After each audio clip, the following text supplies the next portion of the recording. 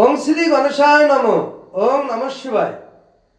তো বন্ধুরা, আমি আমার ভিডিওতে খুবই সংক্ষিপ্ত আলোচনা করতে চলেছি কুম্ভ রাশির তৃতীয় চরণের শনি সাড়ে সাতির নানা রকম আমাদের অশুভ ফল দিয়ে থাকে।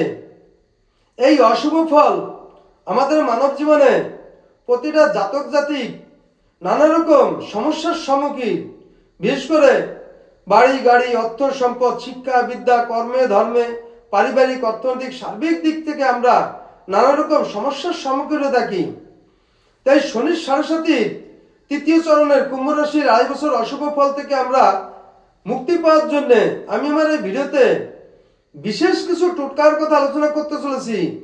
এই টোটকাগুলো প্রয়োগ করতে পারলে 100% এই কুম্ভ রাশির তৃতীয় চরণের শনির সাড়ে সাতির 2.5 বছর অশুভ ফল থেকে আমরা মুক্তি পেতে পারি এবং শুভ ফল পেতে পারি। তো বন্ধুরা, সেই টোটকাগুলি হলো কালো ঘোড়ার নলের আংটি তৈরি করে শনিবারের দিন ডান হাতের, বিশেষ করে ছেলেদের ডান হাতের মধ্যমা আঙুলি শোধন করে পরিধান করতে হবে এবং মেয়েদের বাঁ হাতের মধ্যমা আঙুলি শোধন করে পরিধান করতে হবে।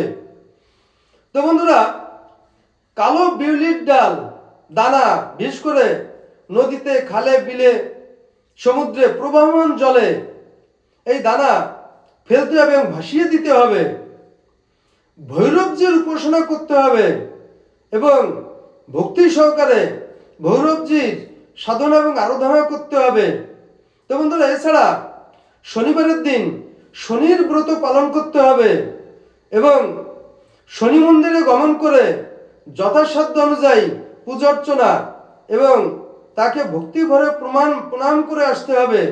তো বন্ধুরা, এই টোটকাগুলো প্রয়োগ করতে পারলে এবং এই কাজগুলো করতে পারলে আমরা 100% শনির সাড়ে সাতির তৃতীয় চরণের কুম্ভ রাশির অশুভ ফল থেকে আমরা মুক্তি লাভ করতে পারি এবং শুভ ফল পেতে পারি।